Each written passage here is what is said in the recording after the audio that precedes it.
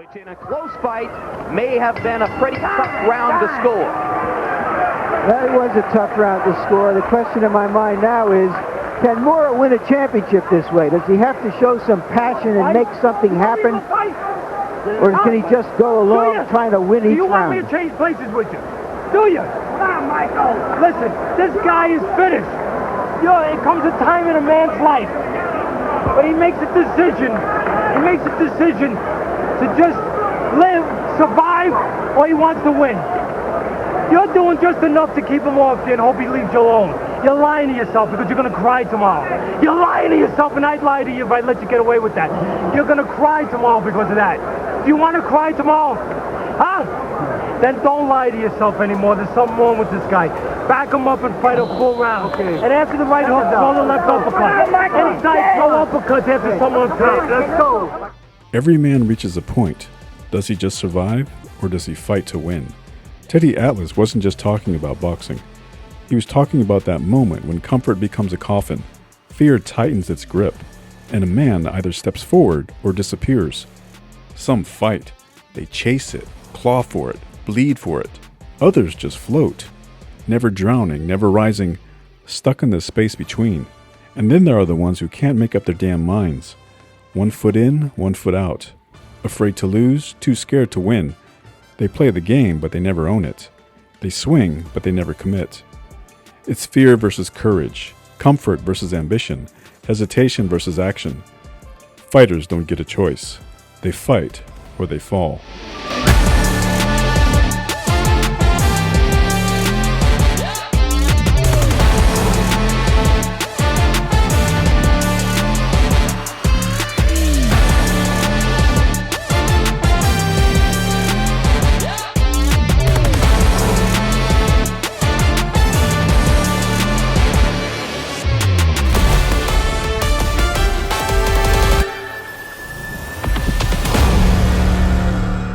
Michael Moorer was born on November 12, 1967, in Brooklyn, New York.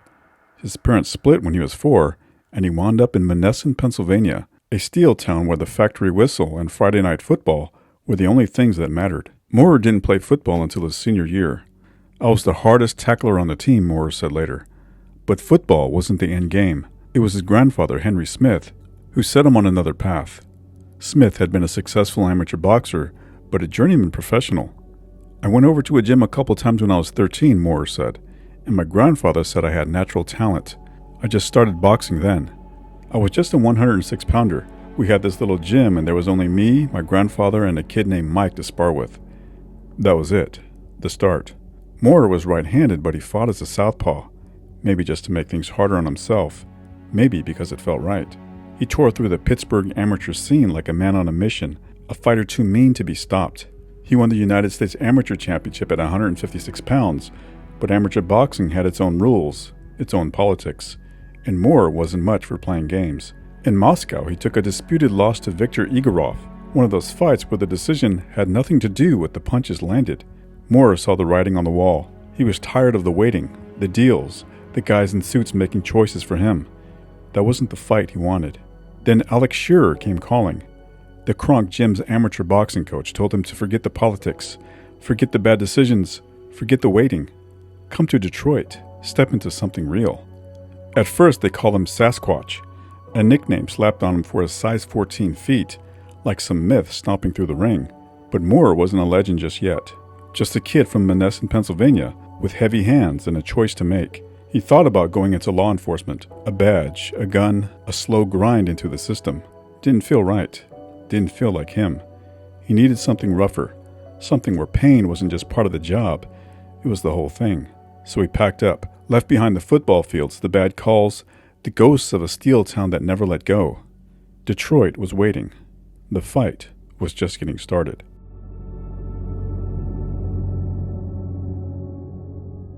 Moorer left home and walked straight into the fire, signing up with John Davimos as his manager, training under Alex Shearer with Emmanuel Stewart stepping in to fine-tune the machine. But grandfather Henry Smith wasn't about to let go either. 3 voices, 3 sets of hands working his corner, all trying to shape him into something bigger than just another kid with a punch. Stewart wasn't interested in waiting. He took one look at Moorer and said, 9 months. That's all it would take to make him a light heavyweight champion. He He put down $25,000 to bring him to Detroit, to slap Kronk's colors on him, to turn him loose. He said he didn't think I should be an amateur, Moorer said, that I was too strong and he wanted me to turn pro. It was like, wow, one of their premier trainers was interested in me. Moorer moved into a house that belonged to Thomas Hearns across the street from the Stewarts, and he called Stewart's wife his second mom, because that's what Kronk was, family, but only if you could take the heat. Grandfather Smith wasn't always thrilled. Kronk was blood and war, a factory where they beat the soft edges off a fighter, turned finesse into force, turned control into carnage. Smith had built Moorer with footwork, with speed, with angles. Kronk wanted him to stop dodging and start destroying.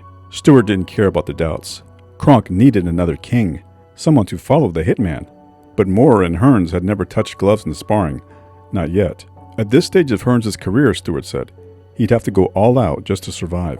Moorer turned pro in March of 1988, ripping through opponents like a runaway chainsaw. By the time he was 9 months in, he made Emanuel Stewart look like a prophet, WBO light heavyweight champion, just like Stewart said he would be. He took out Ramsey Hassan in 5 rounds and kept marching forward. By February of 1989, Moorer brought the fight back to Monessen. Frankie Swindell was the opponent. NBC was rolling cameras, and the hometown crowd was ready to see their boy take another head off. But Swindell wasn't some throwaway. He had a short, thick torso, a brick wall with fists. Moorer had trouble getting to him, missing more than he liked. Then came the 4th round, and for the first time in his pro career, Moorer got rocked. A hard right hand smashed into his jaw, his legs buckled, his cheeks split open, his eyes started swelling. The crowd held their breath. Moorer didn't like that feeling. By the 6th, he came back mean. He opened with a left that froze Swindell, followed with a right that glanced off a shoulder, then another left. This one found bone and muscle and nerve, crushing flesh against Swindell's jaw. The challenger staggered like he'd just been hit with a crowbar, fell against the ropes, hands down. Done. Moorer pounded him with shots until the ref had no choice but to step in. Another body, another knockout. 14 fights, 14 knockouts. The boxing world started whispering. Was this guy the next Hearns? The next Tyson? The media started calling. KO Magazine ran a feature on him, quoted him saying, "I crave violence," talking about how he loved Freddy Krueger, Hannibal Lecter, monsters, killers, the guys who left people in body bags. And outside the ring, he wasn't exactly proving them wrong. March of '89, he got himself arrested. Assault, aggravated assault, disorderly conduct, all the greatest hits. Michael can clean out a bar or two, Stewart said. We've got a couple situations we're still dealing with. Some days, I think we should just keep him locked up between fights.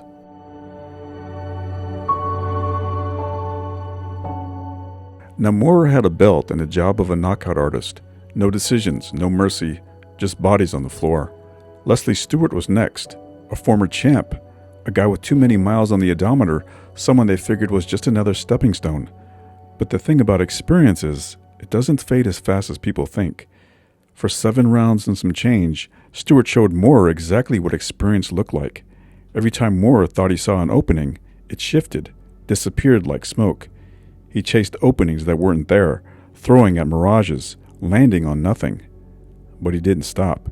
He stalked, cutting off the ring, trapping Stewart in smaller and smaller spaces, waiting for the moment to pounce.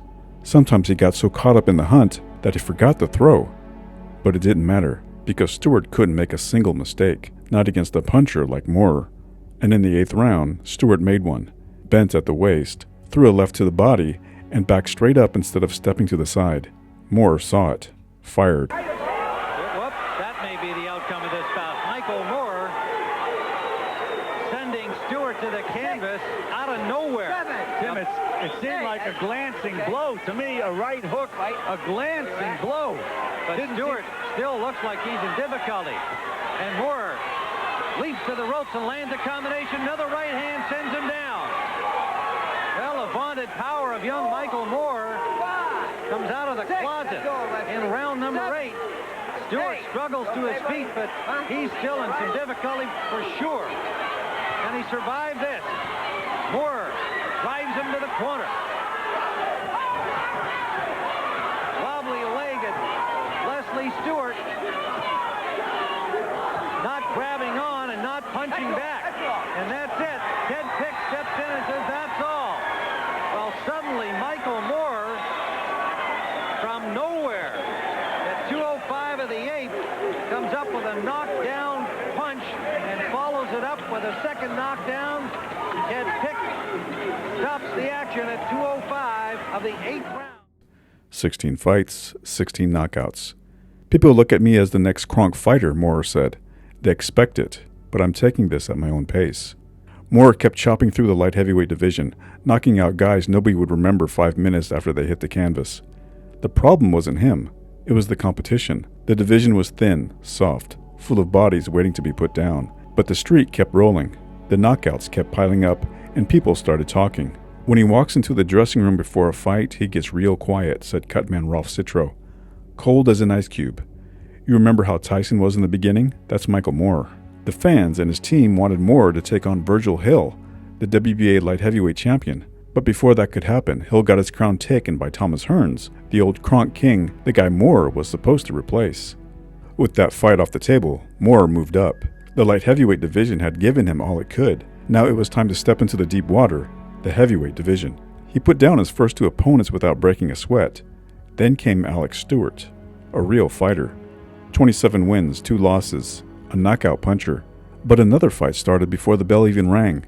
Somewhere behind closed doors, Moorer and trainer Emanuel Stewart got into it. Words turned sharp, tempers boiled over. The 47-year-old trainer and the young heavyweight were damn near swinging on each other before the biggest fight of Moorer's career. Neither one would say what caused it. It didn't matter. Trouble was brewing. In the early rounds to begin to figure Moorer out. Look at those big thighs. This guy's built like a football player.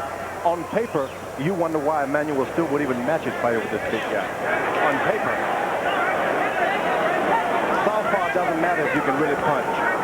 And Stewart, according to his record, has been able to really punch against 27 of 29 opponents. Only on paper. Michael Moorer is trying to open up with hard punches too early, I think. Giving Alex Stewart a chance to trade with him. You got to soften up a big guy like that.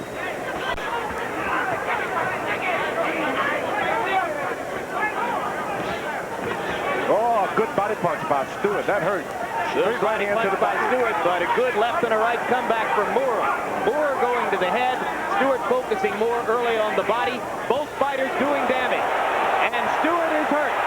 Stewart is really hurt, and he's cut. Moorer landing the right hand over the top. Stewart in serious trouble against the rope. Plenty of time left in the round. Down goes Alex Stewart. Referee Chris Wallison.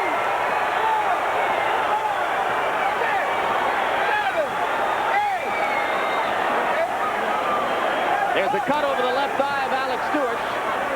Think about Moorer. He's an excellent finisher. More so than a... Well, he's got 20 seconds in which to prove just how great a finisher he can be. Goes to the body. Back to the body again, and then back upstairs. Stewart counters with a right hand. Still in trouble. Down again.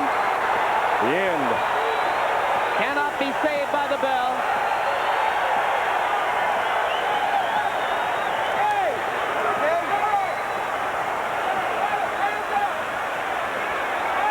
Clock is well past 3 minutes now. I don't know why we have not heard a bell to end the round, and there it is. A magnificent. He said that the bell will sound after the referee cleans up the fighter's gloves when he regains his feet. All right, well, the round was 3 minutes and 16 seconds long, and too long for Alex Stewart. And how tough is it for Stewart against the southpaw? Moorer landed 27 of 34 jabs in round 1. Stewart is accustomed to fighting with a cut, so that's not going to bother him. He fought with a cut against Holyfield and fought valiantly, hurting Holyfield in the 5th round of what became an 8th round TKO loss. But he also bled profusely. He just doesn't know what to expect from this southpaw. It's coming in the wrong angle.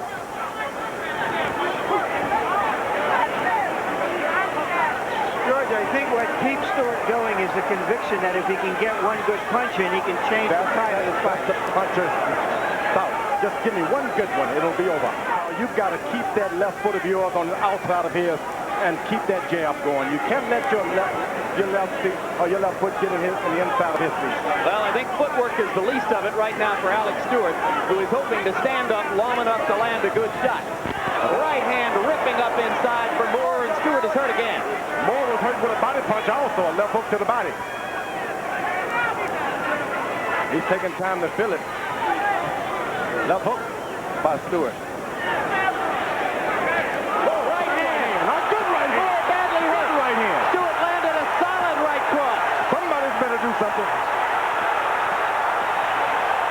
That's the game that Stewart wants to play. Plenty of time left in round 2. You can see that Moore does not cover up when he's hurt. He throws punches instead. As I said earlier, look at the big thighs like a fullback on Stewart. Moore's head is clearing as he steps away from the ropes. Step back, I got you. Step back clean. But Stewart caught him with a mammoth right hand shot in there that almost turned the bout completely around. I told you that one punch he has, it can end all things. Now Moore goes back to the jab. Close up, Alex. I got you. Step back. At this point, Stewart has got to keep his left foot on the outside of Michael Moore's right foot. He doesn't seem to care at this point. Heavy bleeding from Alex Stewart, and he walks to the wrong corner at the end of the round. All I got to say about that, too, can he deliver a heavyweight punch? He's landed a lot of hard punches, George. And he's taken some good shots. If he was a true heavyweight, you think he would have knocked Stewart out already? No doubt about it. You think so? So you think this is a black mark against his record that he hasn't gotten Alex out of there in 2 rounds? That's true. I don't know. If he had not been a right-hander, right-hand lead, he would have been out of there himself. Michael Moore is for real, no doubt about it. All right, well, we'll clarify that one after the fight, because I'm confused as to what you think. But right now, too much action to talk about it, as both guys are wailing away one more time. In my mind, Michael Moore is a great fighter, but he's not going to be able to long period to take those big heavyweight shots. Watch your head.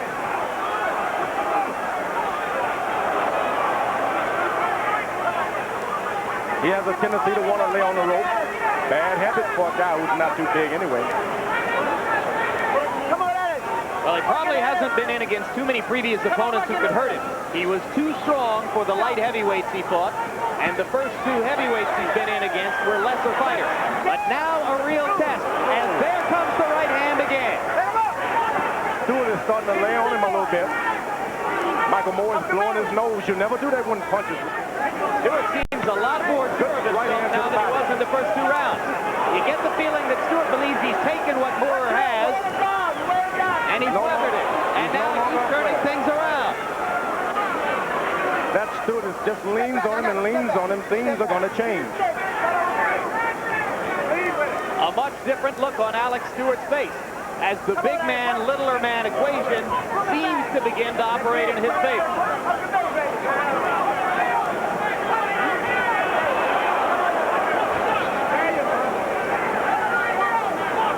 Now, this has been Stewart's round, George. He's getting a lot of opportunities to go to Moore's body against the rope, and he's taking advantage. There. Let him up. I got you. Step back. They're both great boxers. Great boxers. Moore beginning to grab and hold. I don't blame him.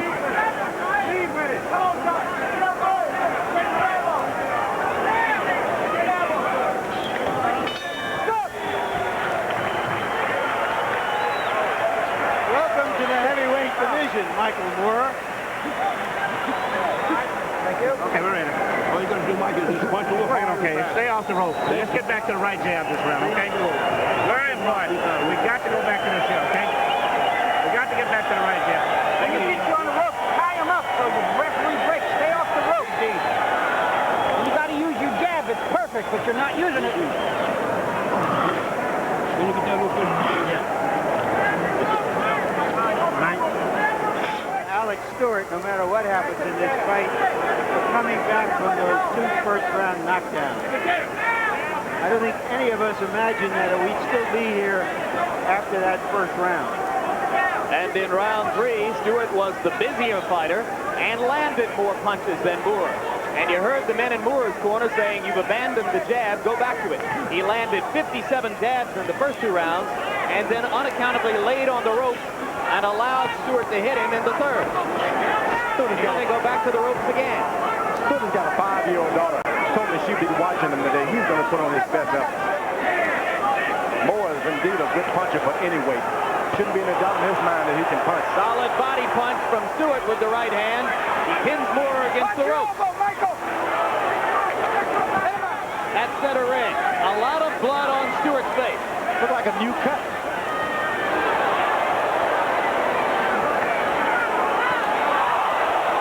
And Moore scores twice with the uppercut, and Stewart is down again. Boy, that's a knockout. 2, 3, 4, 5. He's going to get up again. 7. A lot of blood from over the right eye. I think it's too bad to continue. Yeah. Good stoppage. Knockout. Good stoppage by referee Chris Wallison.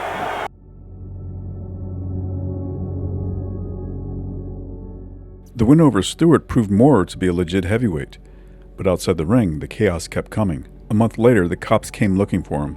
Disorderly conduct, some trouble outside his mother's house. One officer showed up to handle it. Moore handled him instead, grabbed the cop by the neck, punched him square in the jaw, sent him stumbling backward like a guy who just met a wrecking ball. 7 cracked teeth, a concussion, a displaced disc, temporary hearing loss.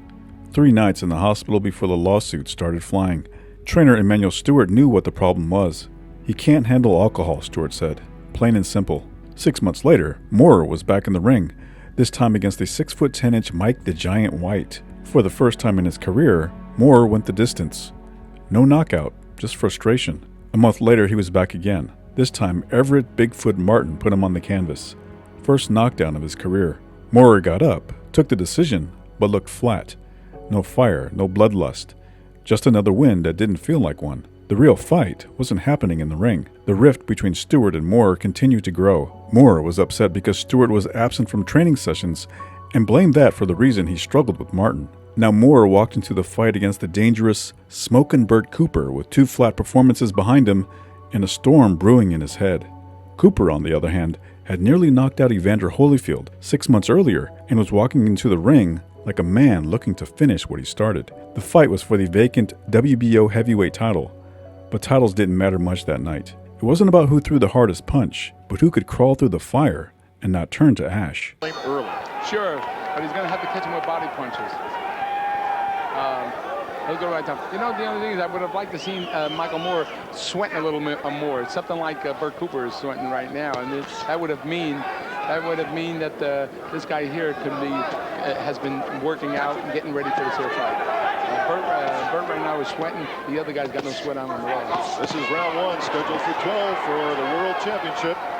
I mean, World this fight, Boxing Organization title. this fight's not going to go 12. I'll tell you that much. There's Bert Cooper pouring inside here. He's got him. Oh, he stunned Moore. He stunned him. He stunned him. No. There he's down.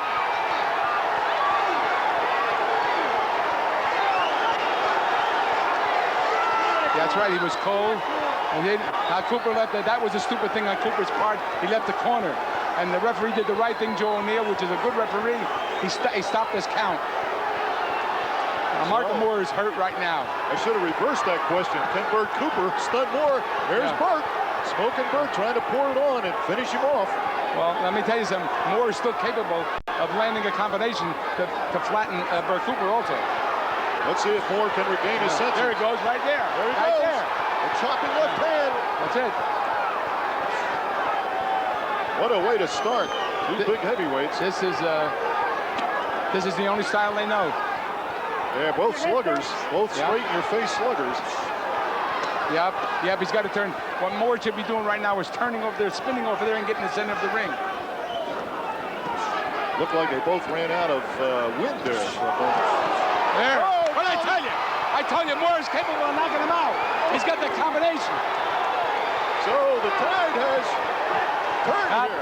He's hurt. God, he's got no legs under him right now. Watch Moore come out. Watch Moore come out and finish him. What a turn of events here in the opening of the first round. Moore goes down. Then Bert goes down. That's right. Watch that body punching. Now watch the body punching. Here's Moore. There goes that body punching. That's where he's got to finish him up and then come back with the right hook. Right? That's what he's going to do. That right hook. And Moore pours it on. A very shaky Bert Cooper trying to hang on. Moore. That's it. There he goes. There goes this.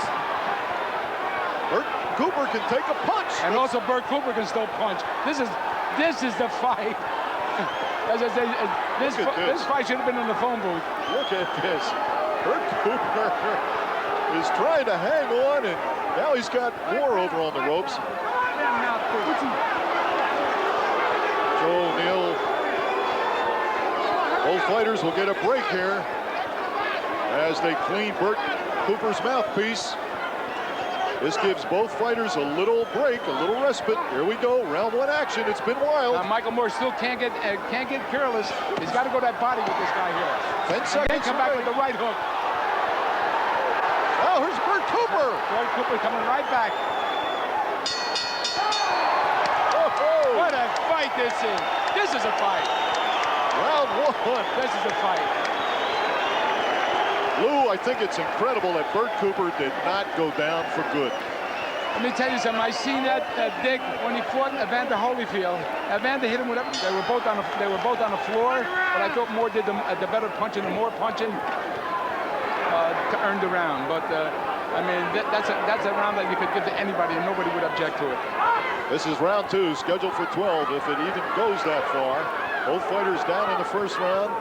Bert Cooper looked to be gone late in the first round, but he revived himself. Here he comes. He's got Moore in the corner. Now, Moore can't back up like that there straight. What he's got to do is turn this guy, because this guy, when you stand in front of him, he's throwing rockets at you. Michael Moore, who was as high as 231 pounds in November on the Holyfield Cooper card in Atlanta, Georgia, came in tonight 217 as he rips an uppercut inside. Here's Cooper, who loves to go inside, loves to duck inside that defense and nail your body and rip your jaw. Well, I'd like to see Moore right now boxing, because he can box. I don't know why he's standing in front of him right now. But he should be boxing, jabbing a little more, and going to the body, and then coming back with that right hook. Because if he goes punch for punch with this guy here, anybody can land that haymaker. This is what Cooper did to Holyfield, got inside and nailed him with a right. I wish you wouldn't have brought that up. Second round action. Both fighters now on the ropes, sort of leaning on each other. Both trying to deliver inside. There's a right, two rights, three rights from Cooper. He goes to the body, comes up to the head. You know, Moore should be doing one of two things right now. Either should be boxing using that jab more, or should get real close to Bert Cooper and take his leverage away from him. But he can't give him that kind of room, that kind of space. Lou Moore has been rather erratic and strange in some of his recent fights, too. Oh, absolutely. Absolutely. Moore should be boxing more. He doesn't have to stand there punch a punch. The only way Cooper's going to win this here fight is go punch for Moore. There's a combination. Back comes Bert Cooper. Bert Cooper, who had his career revived last year with quite a performance against Evander Holyfield after quitting in his corner against George Foreman. Yep. The real Bert Cooper showed up that night, and it looks like the real Bert Cooper is showing up here tonight, too. You know, don't ever underrate Bert Cooper. Both these fighters came in with some problems in their personal life. Bert Cooper claiming that allegedly Don King is threatening him. And Michael Moore will have to go to court in July on an aggravated assault charge on a policeman. That has to be on their minds. Probably in a rematch, they'll probably have to fight for the police fund. Final seconds of round two. It's been mostly against the ropes, inside fighting. Them body shots hurt. You feel him get a little weak? Okay. Just like Ramsey Hassan. Right here, Chabin. Right there. Bucket right in front of you, son. You gotta hit him.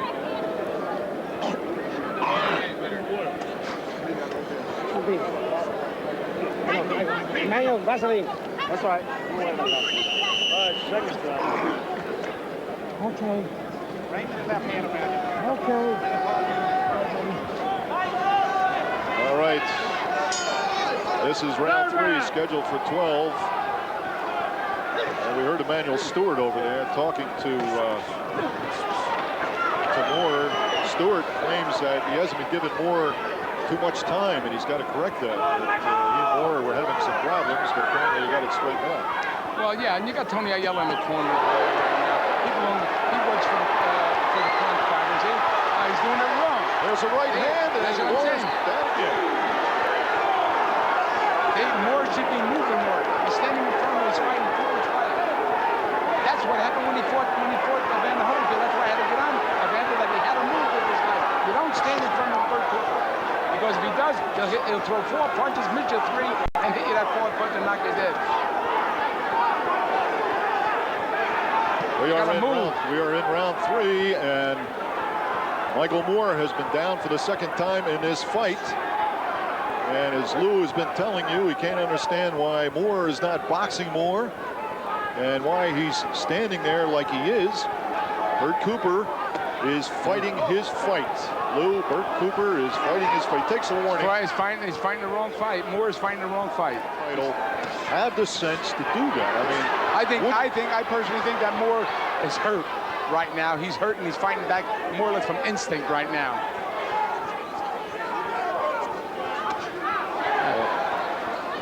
I'll tell you what, I think that this is the toughest fight that Moore's ever been in. I mean, as far as opponents are concerned. Well, he's going for a punch. Absolutely. This is the toughest fight. I think coming in tonight, he was only blood now running down the side of Cooper's face. He's trying to protect that cut. He should be getting off those ropes. He should be getting. He's giving this guy too much leverage. Got to fight him in the center of the ring. Both fighters down in the 1st round, and Moore down in this round. In the closing seconds of round 3.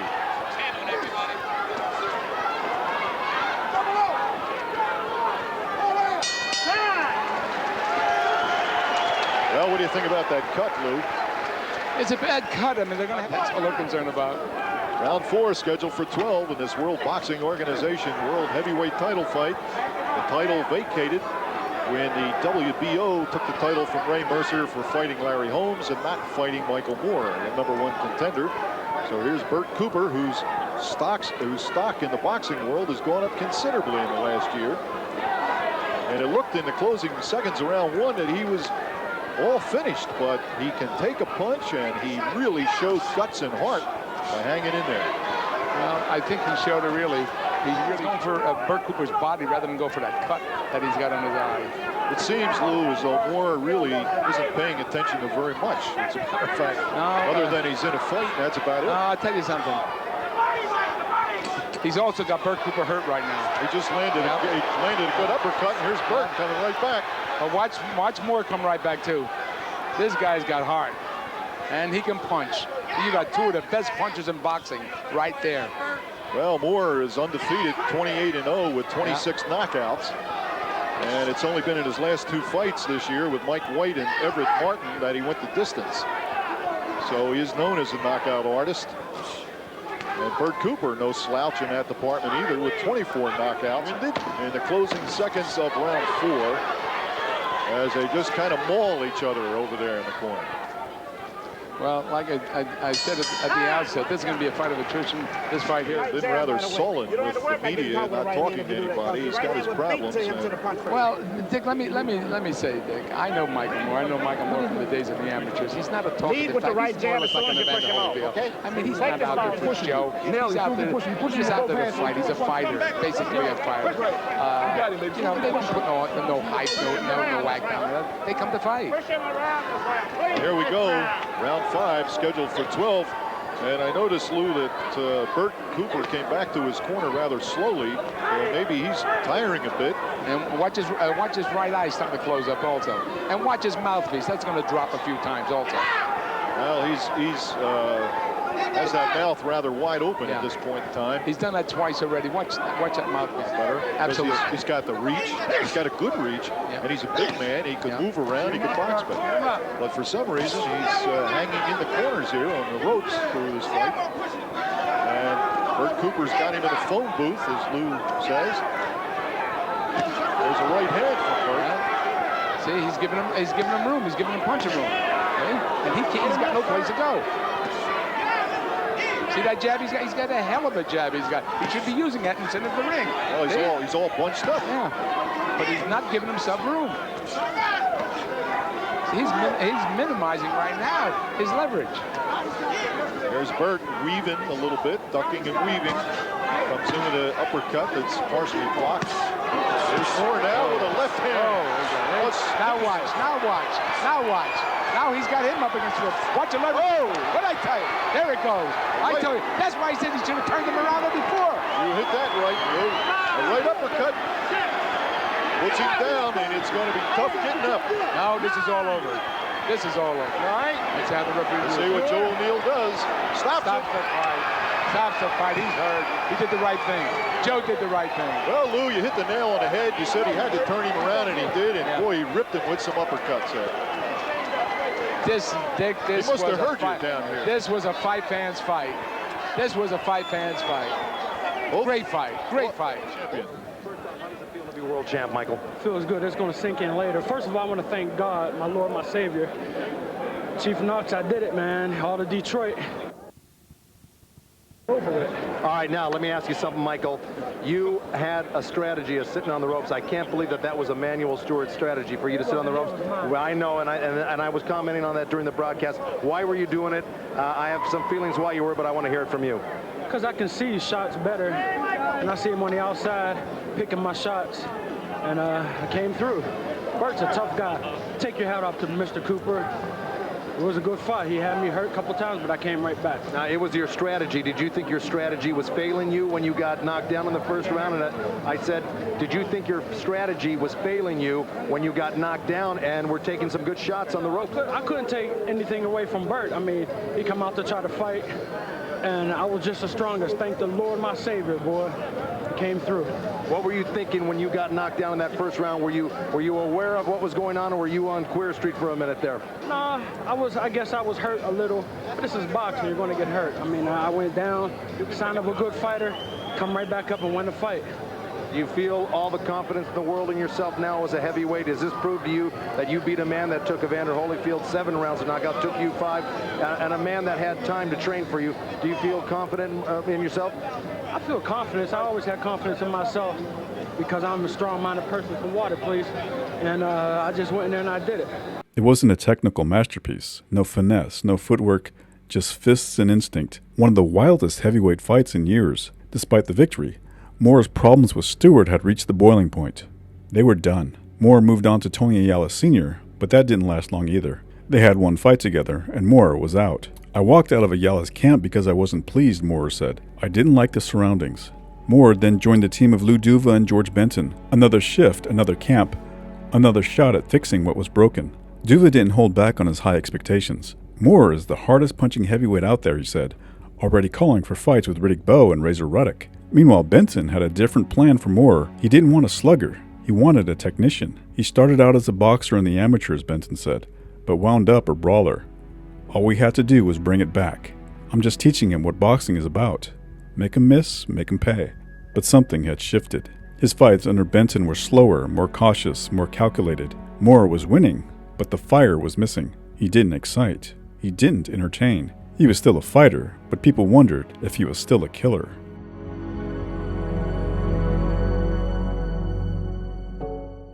Outside the ring, the courts came calling.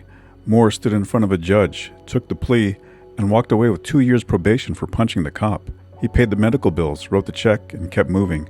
The trainer carousel started spinning again. Lou Duva and George Benton weren't cutting it. Moore's performances were flat. The fire was out.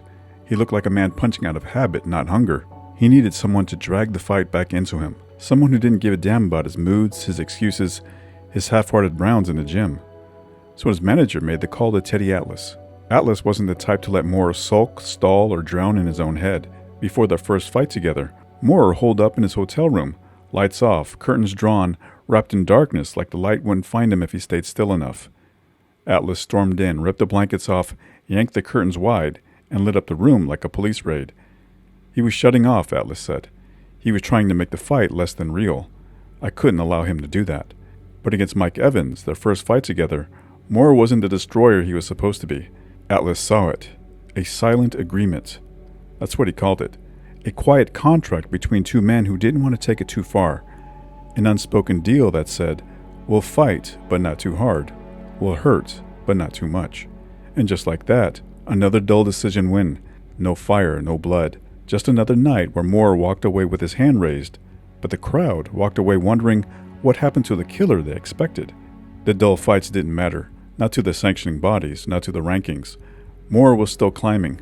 The record was clean, the power was real, and now he was the #1 contender. The prize? Evander Holyfield. A shot at the heavyweight title. A shot at history. Moore wasn't the type to hand out compliments, but he made an exception for Teddy Atlas. Before, I got away with anything, Moore said. Anything I wanted to do, anything I wanted to say. But Teddy's different. Moore and Atlas didn't just train together. They fought. The camp wasn't a camp, it was a war. Moore refused to run, refused to train. Atlas stayed in his face until he did. Their stare-downs turned into challenges. Moore needed to believe in Atlas before he could believe in himself. He wanted someone who wouldn't let him quit, someone who wouldn't walk away when things got ugly. He wasn't looking for a trainer. He was looking for a man who could take a punch. So Atlas gave him the hardest camp of his life. 7 weeks, 130 rounds of sparring, no shortcuts, no BS, no escape. Atlas made him look into the mirror and not flinch, made him own his demons instead of running from them. Discipline, confidence, strength, all just words until you've bled for them. He forced Moore to stop making excuses, stop looking for exits, stop pretending the fight wasn't coming. Moore had spent years playing the tough guy, the arrests, the bar fights, punching cops, swinging on guys in bars. It was all just noise, a man screaming into the void, daring it to scream back. But now, just him, a pair of gloves, and a fight against Evander Holyfield that would tell the truth. The odds had him as a 2-1 underdog. Atlas didn't care. He wore a shirt that said, quote, "Expect to win." And Moore? He still wasn't sure. Not before the fight, not during it, not even with fists flying and blood in the air. Atlas had to drag it out of him, round by round, punch by punch, right up to the final bell. Moore started sharp, his right jab carving up the space, setting the rules.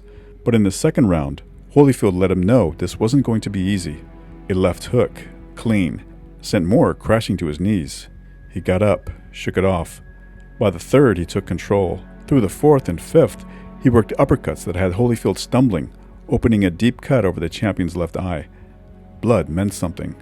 It meant the fight was going his way. Later, Holyfield would say his shoulder went bad early. But in the moment, it was Moore who stalled first. By round 7, the rhythm changed. He slowed down, started taking return fire. He gave Holyfield a way back in, like he was sleepwalking through the middle rounds. Atlas saw it. He knew the look. Between rounds, he leaned in, spit venom, questioned Moore's pride. You want this or not? And maybe that got through. Maybe it lit something inside him, because with the fight on the line in the 12th, Moore surged ahead. He took the final round on all 3 scorecards. Afterward, Holyfield had excuses. A heart condition, a bad left shoulder. He had his reasons, but Moore had the belt. First southpaw heavyweight champion in history.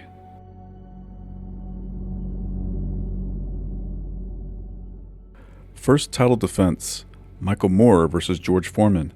A 26-year-old champion against a 45-year-old relic from another era. Foreman had lost his last fight to Tommy Morrison. He looked slow, old, past it.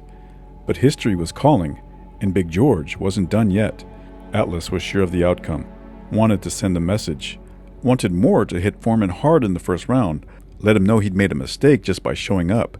If Michael hurts him early, Atlas said, he's going to make George doubt. Not the crowd, George. That's what matters. The odds makers agreed. Moore was a 3.5-1 favorite. Foreman had nothing but a puncher's chance, a flickering light in a storm. He walked to the ring in the same red trunks he wore the night he lost to Ali, a man wanting to exorcise the ghosts of his past. But for most of the fight, the ghosts were winning. Foreman was slow just like he was against Morrison, plodding, reaching, missing. Moore was picking him apart, jabbing through his guard, cutting angles, making him look exactly like a 45-year-old man should. By the third round, Moore cracked him hard, sent him stumbling back. Foreman wasn't dangerous, he was just surviving. But there was a problem. Moore kept moving left. Atlas saw it. He saw it in the corner, screaming between rounds. You gotta move right. He's looking for that right hand. Moore didn't listen. 9th round. Foreman barely threw anything. Moore bounced jab after jab off his skull. It was routine, a slow, inevitable march toward another decision win. Then came the 10th. Something shifted. Foreman sensed it. fired his right, caught Moore twice. It should have been the warning shot, but Moore recovered, relaxed, backed up slow, like he had all the time in the world. And then Foreman saw his opening, a soft parry, a flicker of hesitation, then a jab, just enough to set the trap. And then came the right hand. A cannon blast, a dull thud beneath a monstrous roar. Moore's lights went out like someone yanked the cord from the wall. Just like that, it happened. George Foreman, 45 years old, was the heavyweight champion of the world. Moore sat there, his face swollen, his lips split, the weight of it all pressing down. He looked at Atlas and whispered, "I'm sorry." Atlas shook his head. "For what?" "You gave me something I never had. You gave me the heavyweight championship of the world." Atlas was proud of what Moore said at the press conference. He didn't make excuses. He told the world that the hardest part wasn't the knockout, wasn't the pain. It was hearing his son cry over the phone. "Daddy fell down." That's what the kid said, and that's what cut the deepest. "People can say what they want about Michael," Atlas said. "Frig them. They don't know where he came from, what he was like when we started. He'll always be special to me." Moore talked about retiring, but it didn't stick.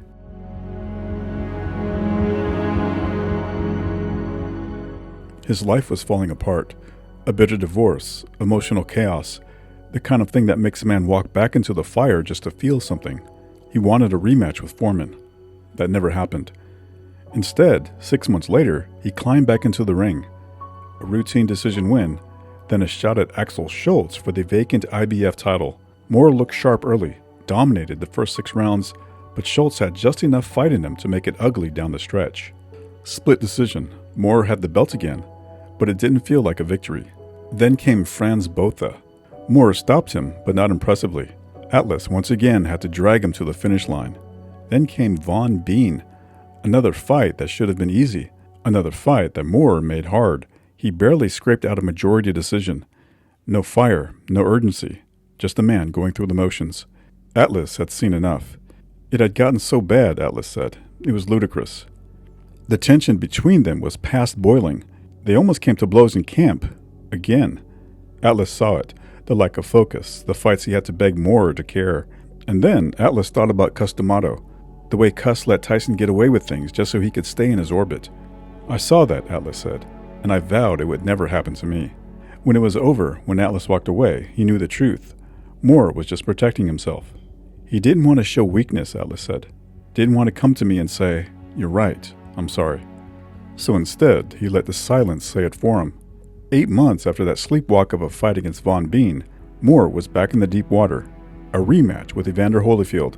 3.5 years had passed since their first fight. Now Moore had Freddie Roach in his corner. Another trainer, another promise that this time would be different. Roach swore up and down that Moore would fight like the old days, like back at Kronk, when he was mean, when he actually looked like he gave a damn. Holyfield had his own scars. Fresh off the Tyson bite fight, he came in as the 12-5 favorite.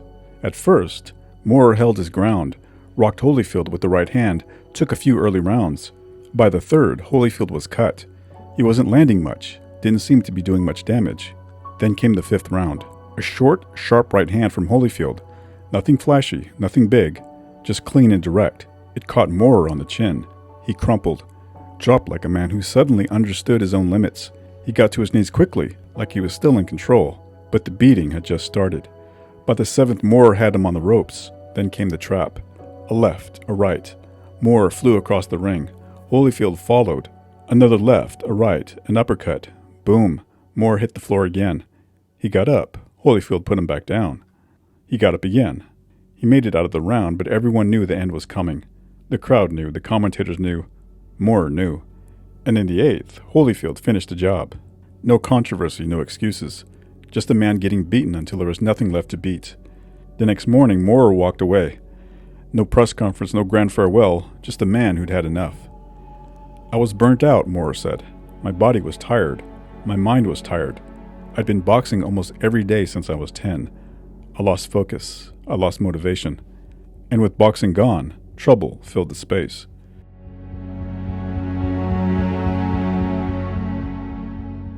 By January of 1999, his name wasn't showing up on fight posters anymore.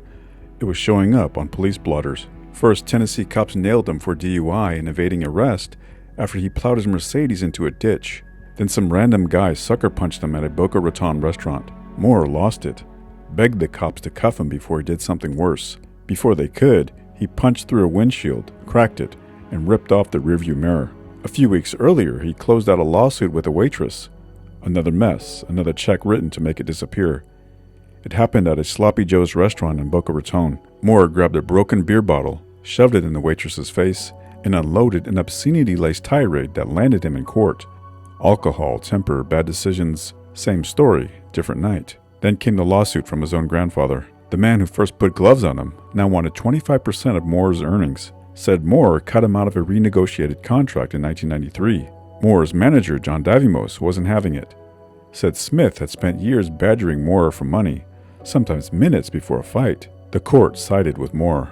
His hands had taken him to the top of the world. Now they were just breaking windshields and paying legal fees. But the worst was yet to come. In April of 2000, the cops showed up at Moore's house. Sirens slicing through the night. Neighbors had heard gunshots. Inside, his girlfriend was shaken, but alive. She told him Moore had been drinking, came home already on fire, looking for a fight. Somewhere in the middle of the screaming, he grabbed a gun, pressed it to his head, and said he was ready to check out. "I just want to end it," Moore said. They dragged him to South County Mental Health, locked him up under the Baker Act. No discussion, no debate. When a man becomes a threat to himself or everyone around him, Florida doesn't ask questions. They throw you in a room, let the doctors poke around, and decide if you're safe enough to let loose or just another case they need to keep locked away. Word spread. Moore tried to commit suicide. He swore it wasn't true.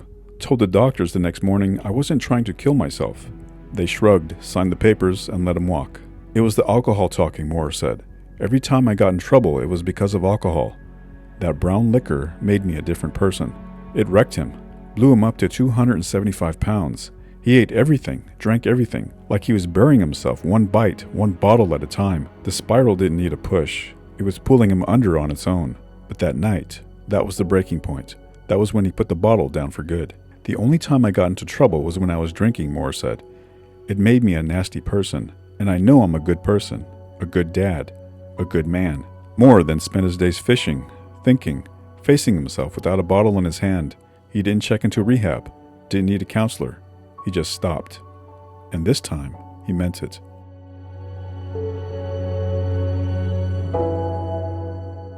Moore returned to the ring after a 3-year hiatus.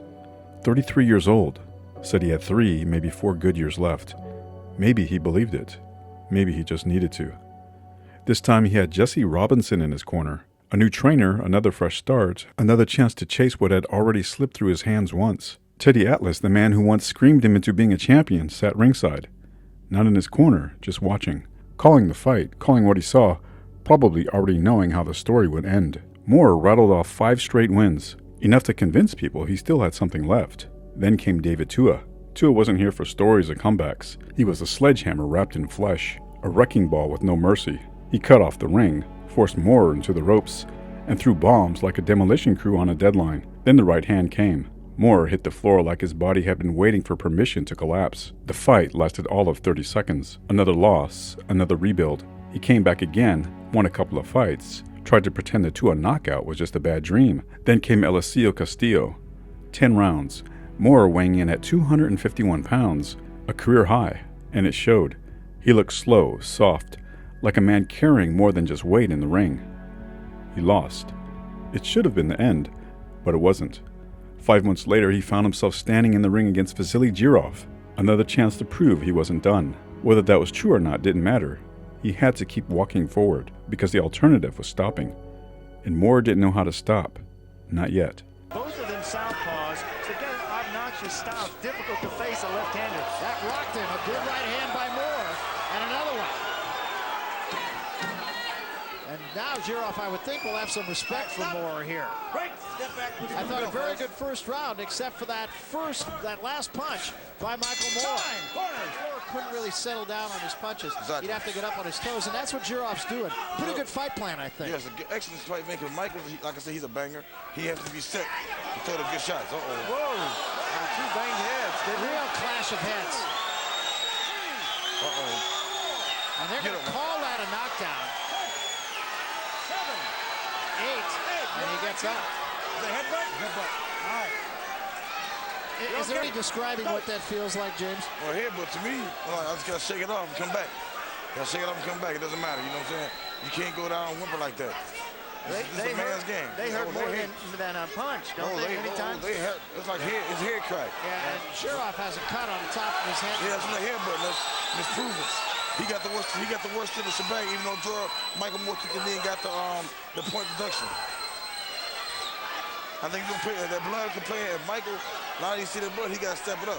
Oh, sure. He has to step it up. And also, when you see your own blood like that. Oh, yeah. Now Jordan was in the rage. Now he's going to try to get him out of there. You haven't seen your blood very much, but I saw mine a lot.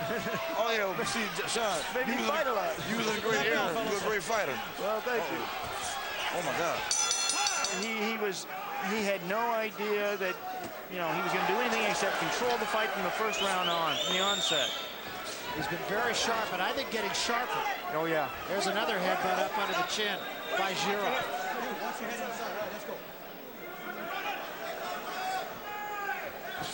The blood continues to come down the face of Vasily Giroff from the scalp. And another headbutt.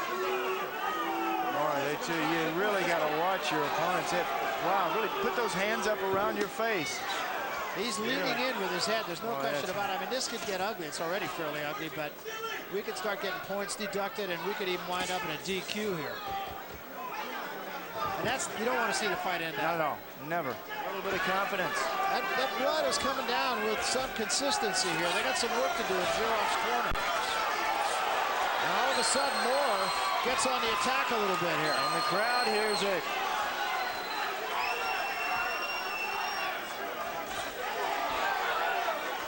They see it. This is an astute boxing crowd. They've seen some big fights. They know when the tension is there, and they care. Now, Giroff absolutely cannot afford any more headbutts. No place else he can get a cut. Well, that too. He's cut everywhere. That too, but I think he's toying with a DQ if he gets another one. Yeah, that good uppercut by Moore. Back Giroff off. Where was this in the first round, the first few rounds from Moore? Watch those heads. Michael Moore has had incredible talent. Now Giroff on the attack, and now Moore answers. And a right hand by Giroff. What a brawl. And a right hand by Giroff again. Now it's Moore that's going backward at the bell. Slapping left hand from Giroff. There was another little headbutt in there. Oh, another. Giroff doing good work. The Moore is back to the ropes. And again, using his head. Put a boxing glove on the top of his head. Yeah, I mean, he's got to be careful. He's about to lose another point, and it's not out of the question he could get DQ. Moore fights off the ropes with a good right hand. Whoa. And a good left hand by Moore. Giroff trying to fight back, and a left hand by Moore.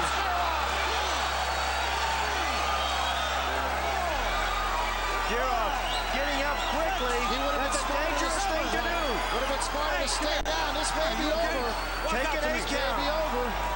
It's over. It's over. Michael Moore out of nowhere. He did exactly what he needed to do. He did a George Foreman on Vasily Giroff. After the victory, Moore walked away from the sport. Again. But 2 years later, the itch came back, and so did he. 5 more fights, 5 more wins. Nothing spectacular.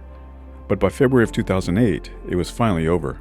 No more gloves, no more corners, no more waiting for the next punch to land. He landed at Wildcard Gym as Freddie Roach's assistant. Didn't last long. Too many clashes, too many egos. Moore didn't play well with others, and they showed him the door. From there, he bounced around, found work at Prize Fight Gym, then ended up training fighters in Florida, stayed in the game, just on the other side of the ropes. Then came 2024. The International Boxing Hall of Fame called his name. During his speech, he didn't dwell on titles, knockouts, or the night he beat Holyfield.